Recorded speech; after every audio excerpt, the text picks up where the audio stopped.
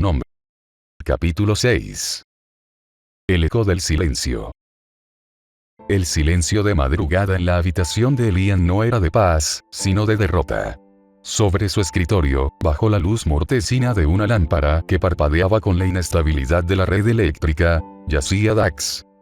El pequeño dron, que alguna vez fue su único confidente y su mayor orgullo técnico, ahora no era más que una carcasa de plástico y cables muertos.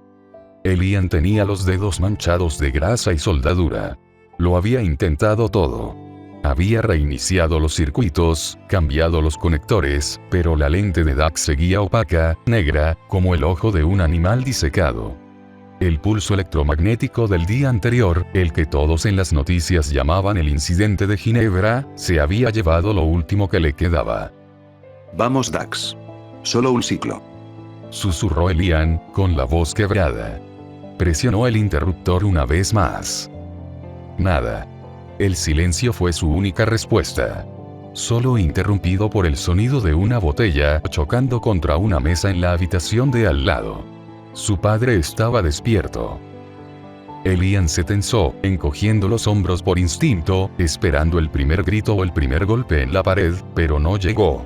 Su padre también estaba pegado a la pantalla, absorbido por el miedo colectivo. Elian se apartó del escritorio y se desplomó en su cama, buscando refugio en el único lugar seguro que le quedaba. Las páginas desgastadas de La Tempestad.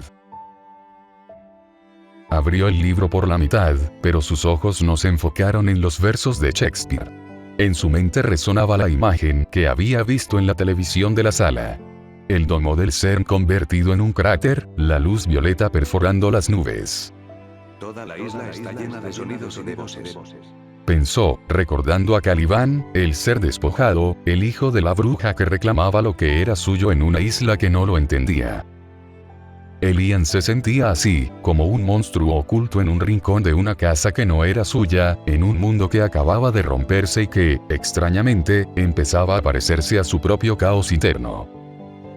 Pasó los dedos por la portada del libro, deteniéndose en el grabado desgastado. Su madre siempre decía que él tenía una imaginación demasiado grande para esa casa. Ahora, Elian comprendía que esa frase no era un cumplido, sino una advertencia. Ella se había llevado su propia imaginación, y su cuerpo, muy lejos de allí. Escapando de los gritos y del estruendo de los platos rotos que definían el carácter de su padre. Ella huyó de la tormenta, pero se olvidó de llevarse al niño. Ella no era una bruja, Dax. Susurró Elian al dron inerte, como si el aparato aún pudiera procesar sus penas. Solo fue más lista que yo. Ella supo en qué momento correr. Ella podía hacerlo. En su mente, la figura de su madre se mezclaba con la de Sycorax, la madre de Caliban. Una presencia poderosa pero invisible, una raíz que fue arrancada y dejó un hueco donde solo crecía el rencor. Él no odiaba a su madre por irse. En los días buenos, incluso rezaba porque estuviera a salvo, lejos del olor a alcohol y tabaco que impregnaba las cortinas de su cuarto. Lo que le dolía era el silencio que ella dejó de herencia.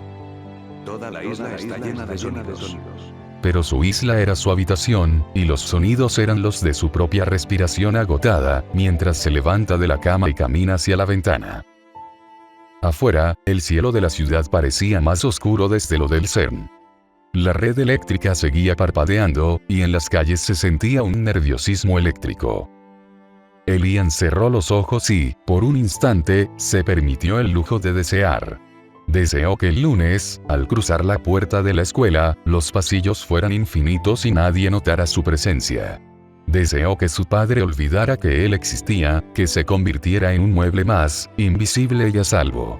Pero, sobre todo, deseó que alguien, quien fuera, llegara con la fuerza suficiente para sacarlo de ese naufragio. Salvación, su mayor deseo. Alguien tiene que venir, Murmuró, apretando los puños contra el marco de la ventana. el mundo parece caer a pedazos allá afuera. Algo tiene que cambiar aquí adentro también. No pedía fuerza, ni aliento. Solo pedía una salida.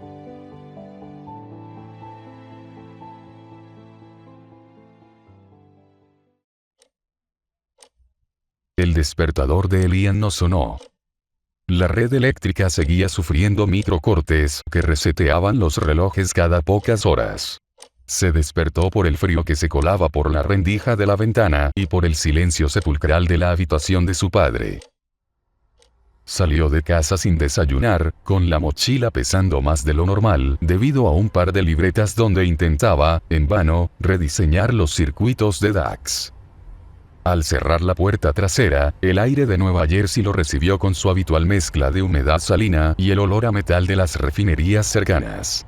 Caminó por las aceras agrietadas, esquivando los charcos de una lluvia que parecía no terminar de limpiar la ciudad. A diferencia de las calles de Ginebra, donde los drones de limpieza y los paneles solares integrados hacían que el futuro pareciera un sueño, su barrio era un recordatorio de que el progreso no llegaba a todos lados. Cables de fibra óptica colgaban como lianas entre postes de madera vieja, y los pocos carteles holográficos de las tiendas parpadeaban con colores enfermos, mostrando publicidad de productos que nadie allí podía pagar.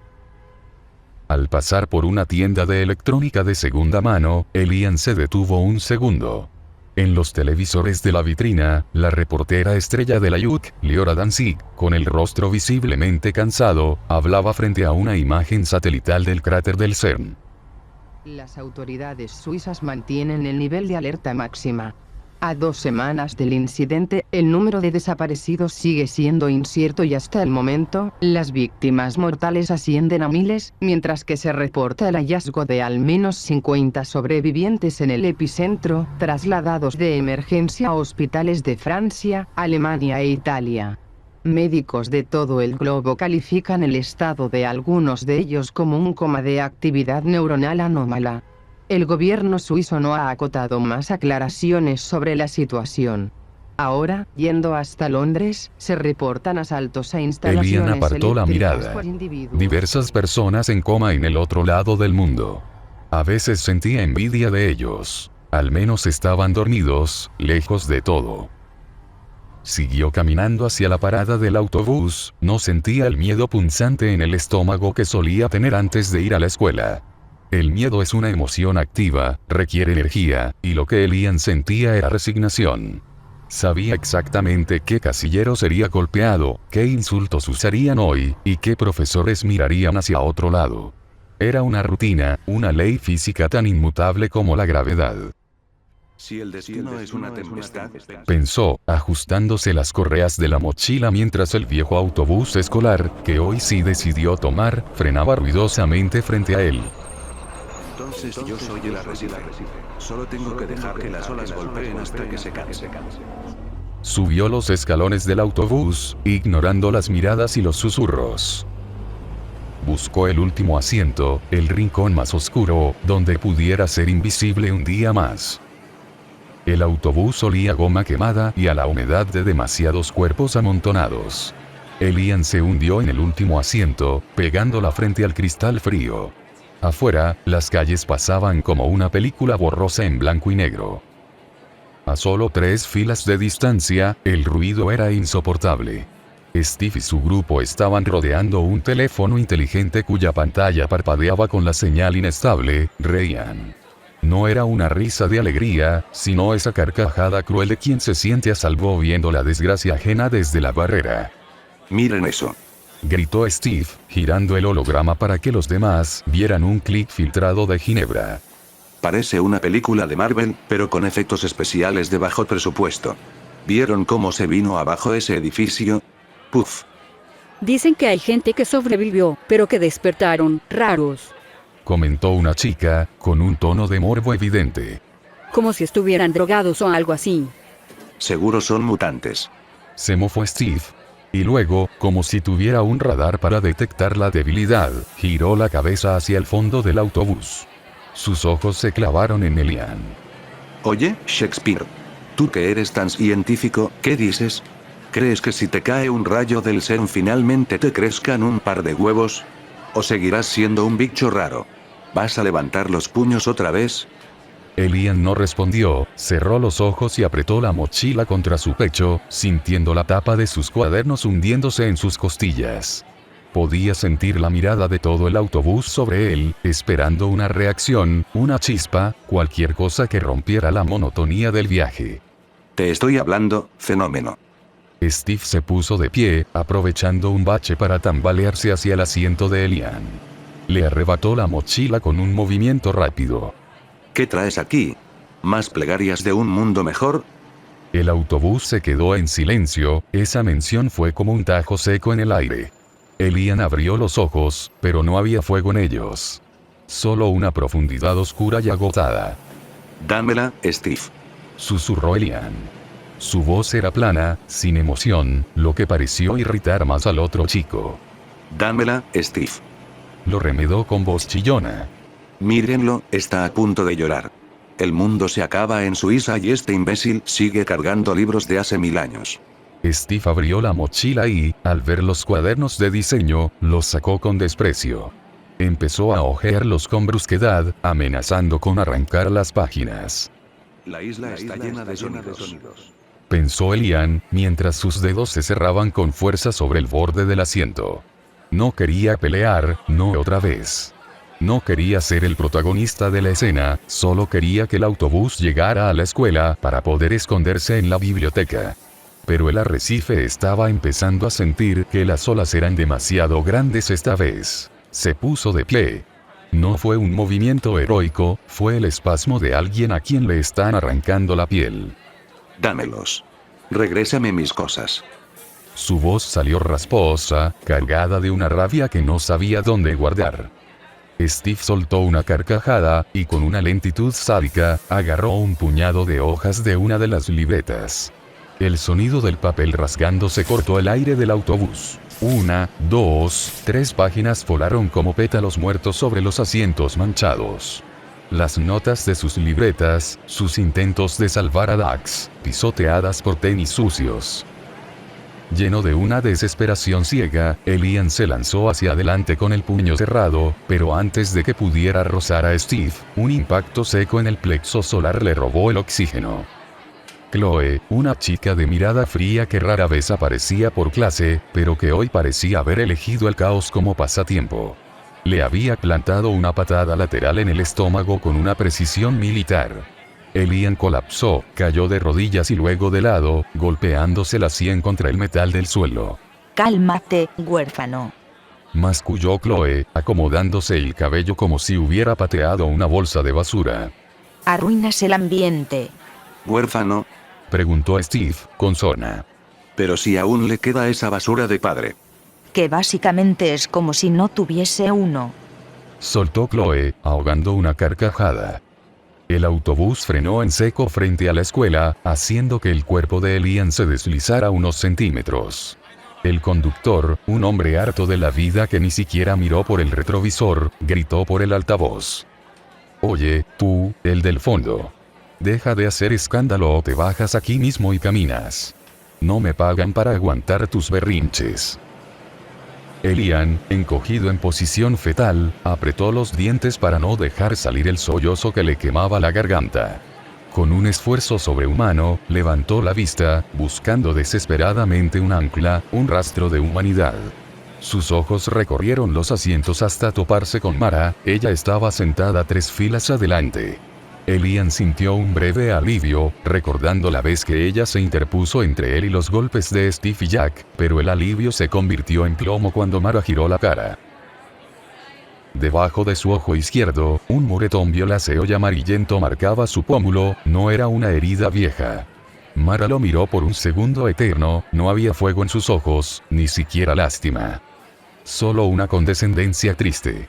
La mirada de alguien que ha aceptado que ayudar a Elian es una sentencia de dolor que ya no está dispuesta a pagar. Apartó la vista y fijó la mirada en la ventana, ignorándolo por completo. En ese momento, el silencio de Mara dolió más que la patada de Chloe. Elian entendió la verdad más amarga de su existencia. Su salvadora había sido quebrada por su causa. No solo estaba solo. Era una carga. Se levantó lentamente, recogiendo los restos deshojados de su cuaderno del suelo sucio, mientras las risas de Steve y los demás lo escoltaban hacia la puerta. El mundo se estaba acabando en las noticias, pero para Elian, el fin del mundo ya había ocurrido dentro de ese autobús.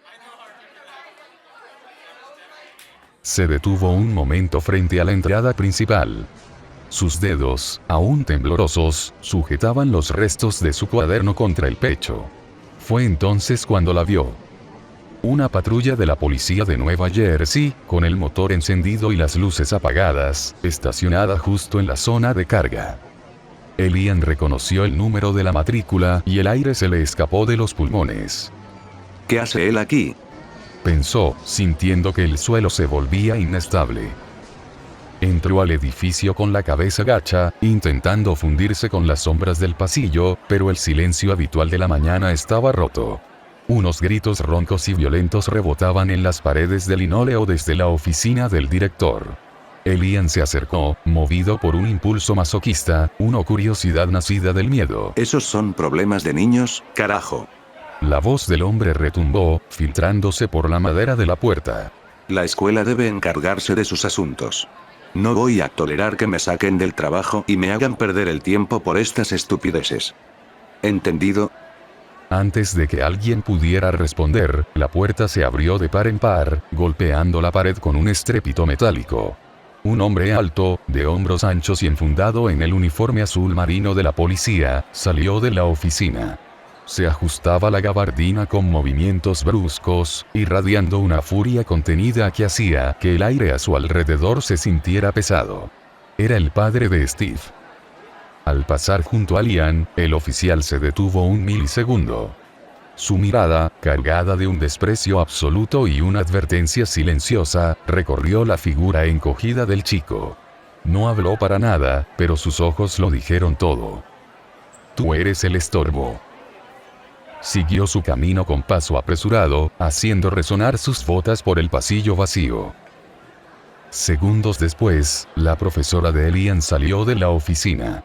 Estaba pálida, con las manos entrelazadas con tanta fuerza que sus nudillos estaban blancos. Cuando vio a Elian allí parado, su expresión no fue de alivio, sino de puro terror. No hubo palabras de consuelo ni promesas de todo saldrá bien.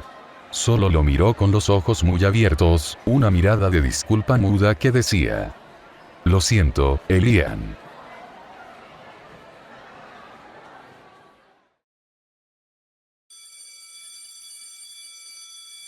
Después de las primeras 2 clases, Elian caminaba por el pasillo principal, pero sus piernas se sentían como si estuvieran hechas de plomo. El miedo, ese viejo conocido que creía haber mutado en resignación, había regresado con una fuerza renovada, instalándose como un nudo frío en la base de su columna. Cada paso era una tortura, cada sombra una amenaza y ni siquiera terminaba de comprender el porqué.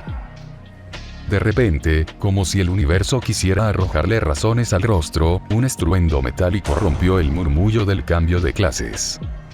Al fondo del corredor, el mar de estudiantes que se dirigía a sus aulas se partió en 2. Hubo gritos de sorpresa y el sonido de casilleros siendo golpeados.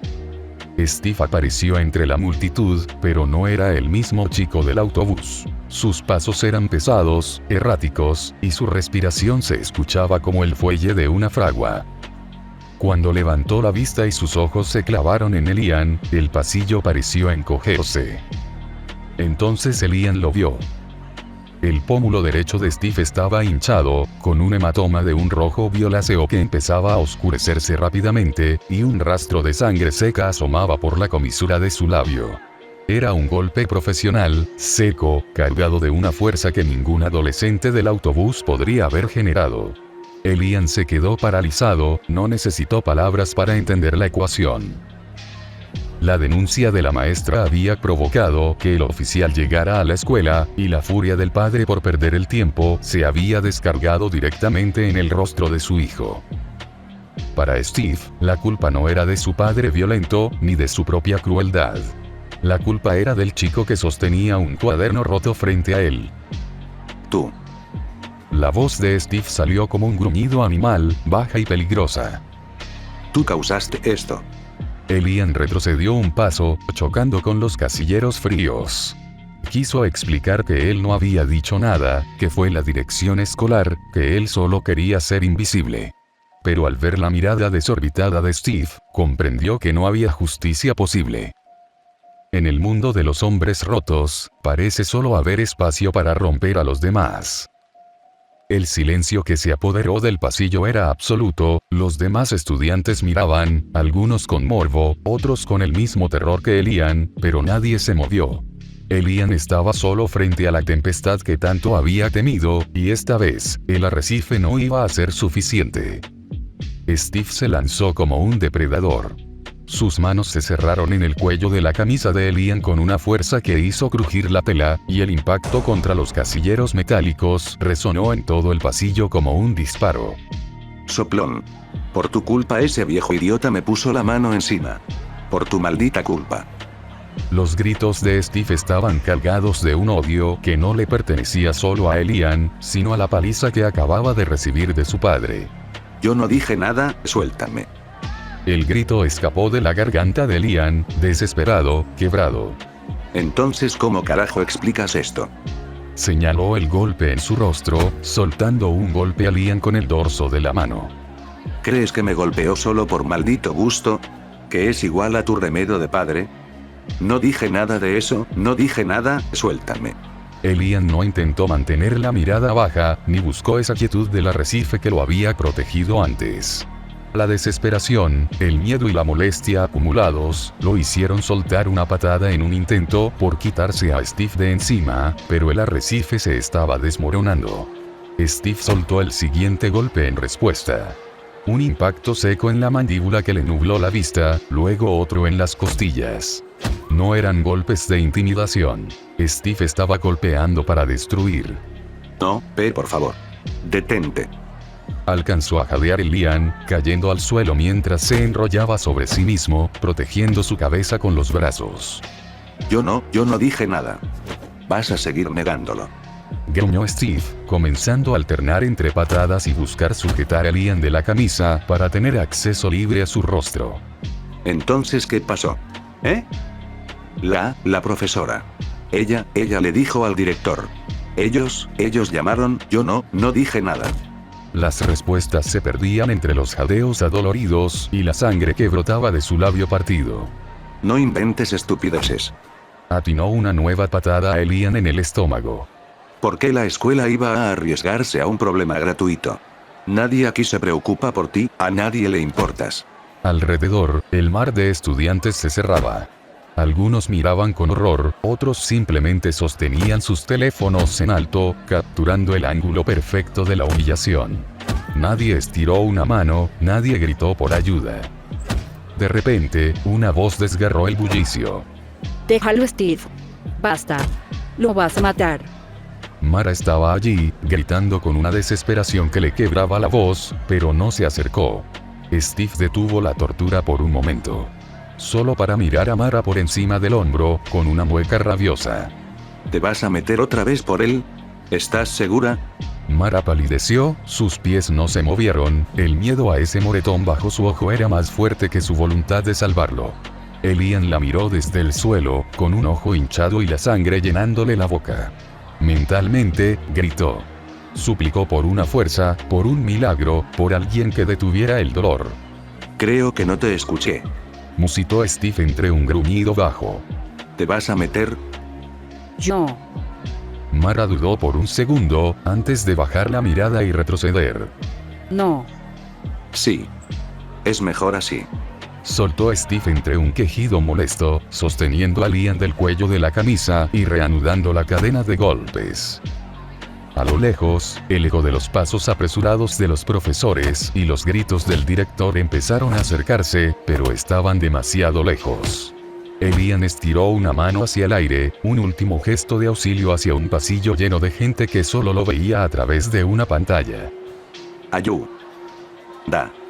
Susurró, apenas un hilo de voz. Steve, al escuchar que la autoridad llegaba, decidió dejar su marca final. Levantó el puño y descargó un último golpe, cargado con toda la rabia de su vida miserable, directamente en el rostro de Elian. El sonido del impacto fue lo último que Elian escuchó. La luz del pasillo, las caras de los presentes en el pasillo, de Mara, se fundieron en un negro absoluto.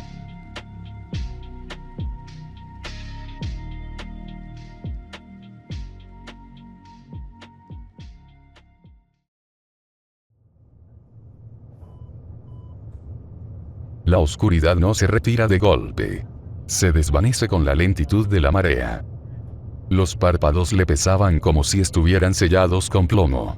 Al abrirlos, la luz lo hirió, no era la luz roja y parpadeante de las alarmas del CERN, sino un blanco absoluto, pulcro, casi celestial. Parpadeó varias veces, enfocando un techo liso, sin una sola grieta. Giró la cabeza con un esfuerzo que le hizo crujir el cuello. A su derecha, una ventana amplia enmarcaba un cielo azul tan despejado que parecía irreal. Sobre una mesa de noche de metal cepillado, una flor solitaria en un jarrón de cristal era el único punto de color en la habitación. Paredes de un verde pálido, relajante, lo rodeaban. Todo estaba en silencio, a excepción del rítmico y suave bip, bip, de un monitor que parecía susurrarle que seguía vivo. Confundido, intentó sentarse. El recuerdo de la explosión, de los gritos de Alicia y del rugido del colisionador, cruzó su mente como un relámpago. Su cuerpo no respondió como esperaba. Sus músculos se sentían como gelatina, desconectados de su cerebro tras tiempo de inactividad. ¿De dónde? Su voz era un graznido seco, apenas un aliento. En un arrebato de pánico sordo, intentó apoyar los pies en el suelo, y la gravedad, que antes le era tan familiar, lo traicionó. Sus piernas cedieron al primer contacto con el piso frío y cayó de golpe, soltando un quejido ahogado que resonó en el silencio de la sala. Se apoyó en sus manos para intentar levantarse y fue entonces cuando se vio.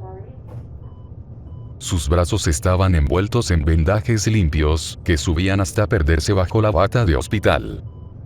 Al tocarse la cara, sintió la textura de las gasas, cubriéndole la frente y parte de la mandíbula. La extraña textura lo llevó a preguntarse cómo se encontraba, por lo que recorrió la habitación con una mirada pesada, hasta encontrarse con su reflejo en un pequeño espejo. Itzander forzó la vista, parpadeando para disipar la neblina del mareo, sin éxito. Al girar la cabeza hacia el otro lado de la habitación, el aire se le escapó de los pulmones, pero esta vez no fue por el golpe. No estaba solo.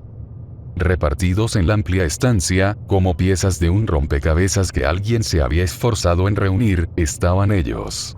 Kaelum estaba sentado al borde de una cama contigua, con el brazo en cabestrillo. Theoran permanecía recargado contra la pared del fondo, con la mirada perdida en el suelo hasta ese momento. Y Alicia. Ella estaba en una silla cerca de la ventana, con el rostro pálido y vendajes que le rodeaban el cuello.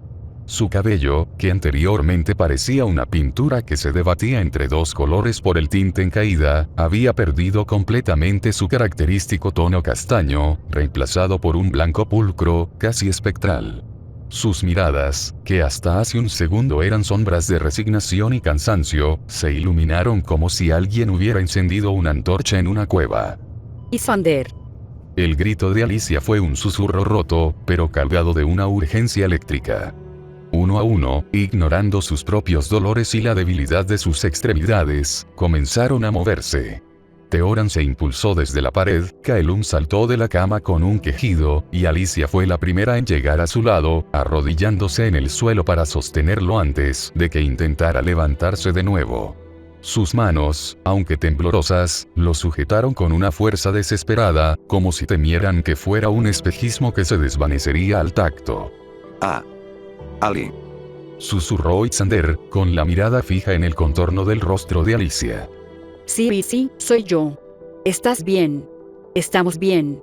Sollozó, en un intento de contener el llanto por la impresión y la alegría de ver despertar a su amigo. Ali. repitió nuevamente Ixander, con voz percudida, alzando lentamente su brazo vendado para tocar el cabello de Alicia. Tu cabello. Alicia esbozó una débil sonrisa, consciente de a qué se refería Ixander, pues esa impresión fue casi la misma que ella tuvo al mirarse por primera vez. Ixander sintió el calor de sus amigos, el roce de las batas de hospital y el olor a antiséptico, pero su mente seguía atrapada en el estruendo del colisionador, en el dolor del impacto, y en el negro absoluto que lo había engullido todo. Todo volvió a él, golpeando cada rincón de su mente. La sala. Ustedes. Sus ojos se abrieron con un miedo puro, llevándose las manos al cuerpo de forma desesperada. Apáguenlo, me quemo, arde, me quemo, me estoy. Calma, estás bien. Alicia le sujetó los brazos con cuidado, mirándolo a los ojos. No pasa nada. Estamos bien. Todos bien. Mírame.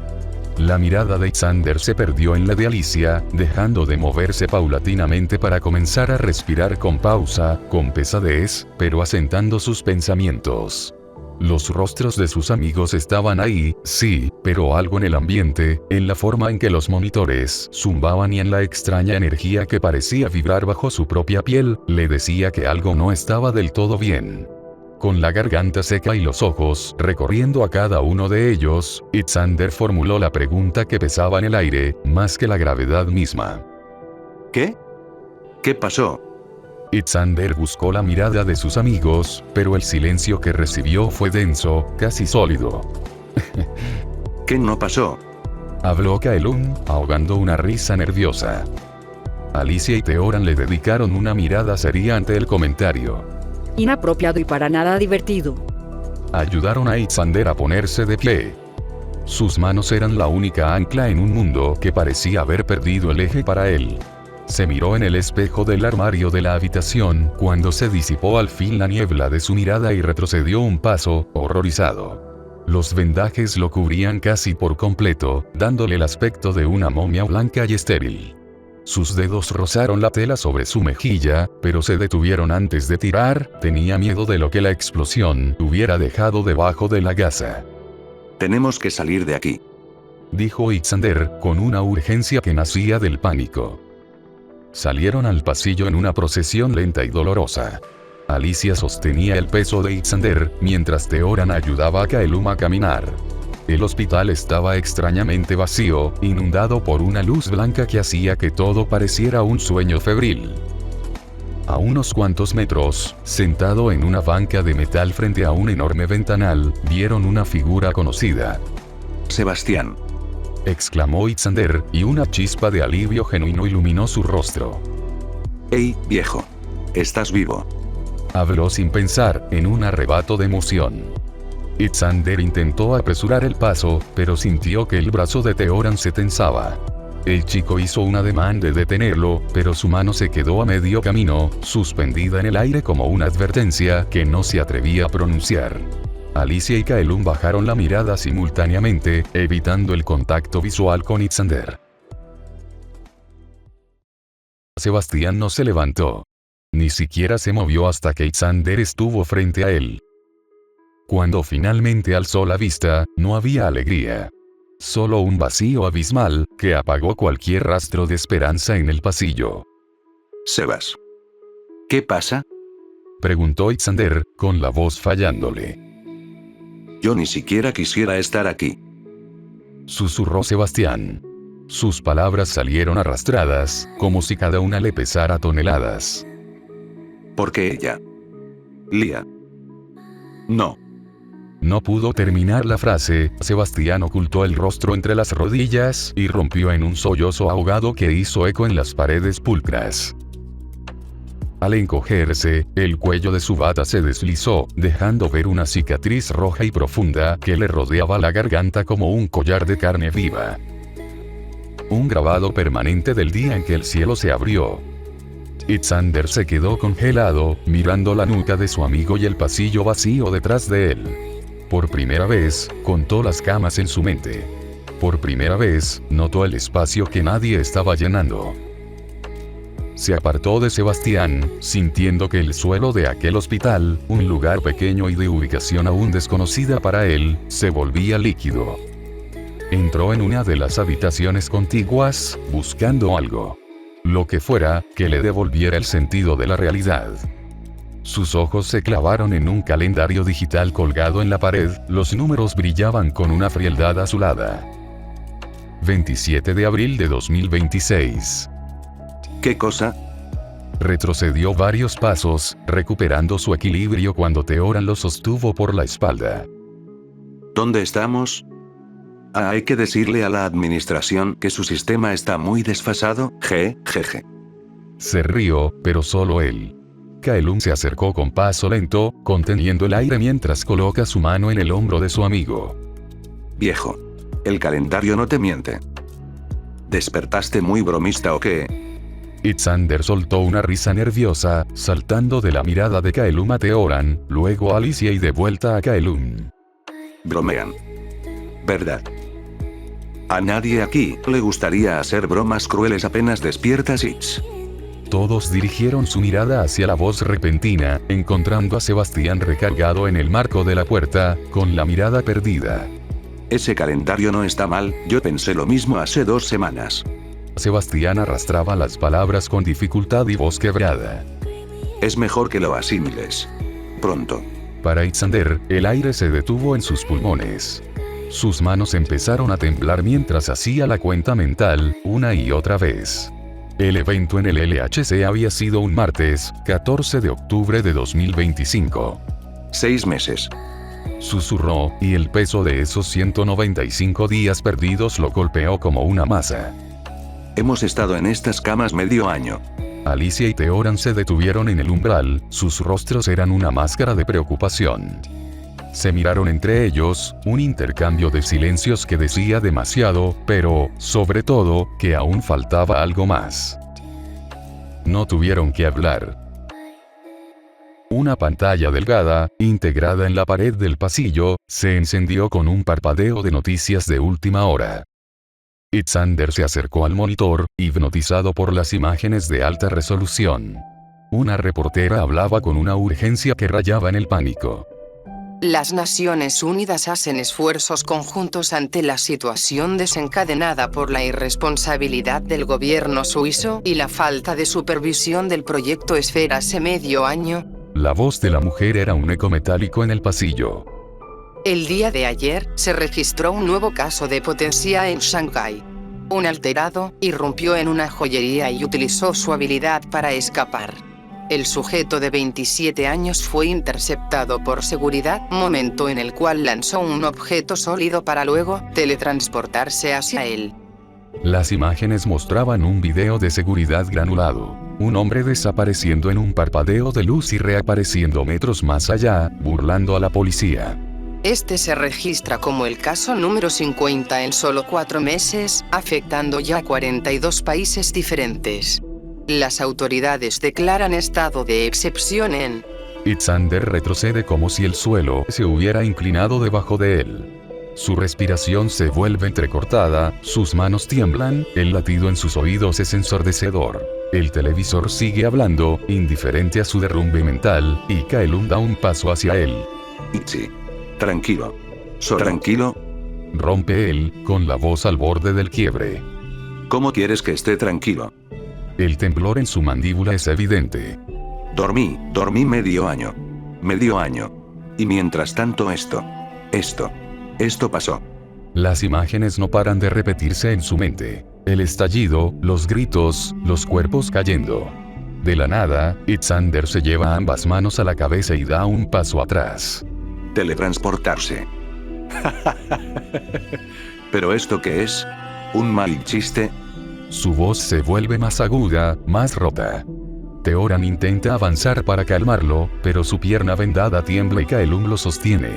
Sebastián se encoge aún más en su sitio, incapaz de levantar la mirada. Alicia, con los ojos rojos por el llanto contenido, se acerca lentamente a Itzander. No solo tú despertaste en este mundo, Itzy. Nosotros también. Él la mira con incredulidad, casi con miedo. ¿Desde cuándo? ¿Desde cuándo pasan estas cosas? Elun traga saliva, no sabiendo cómo responder. Itzander abre los ojos, como si lo hubieran golpeado. Pero, esto no tiene sentido. La energía no hace que la gente haga cosas imposibles. No convierte a nadie en... Itzander retrocedió nuevamente, chocando contra el marco de la puerta. El reportaje empezó a mostrar una galería de horrores y maravillas. Personas de diferentes edades y nacionalidades haciendo cosas imposibles. Esencialmente, un fácil listado de actos que tendrían a la física y a la biología como se conocen, haciendo una rabieta. El mundo ya les tenía un nombre, el fenómeno ya tenía una etiqueta. Mientras el mundo que conocía se desmoronaba en píxeles frente a sus ojos, Itzander sintió que el equilibrio lo abandonaba. La impresión no fue un sentimiento, fue un impacto físico. Sus rodillas fallaron y cayó de bruces contra el suelo pulcro del hospital, antes de que Alicia o Teoran pudieran estirar los brazos para sujetarlo. Con la mejilla pegada al piso frío y la mirada fija en el reflejo de sus amigos, Itzander soltó el último aliento de su antigua vida. ¿Qué? ¿Qué mundo es este?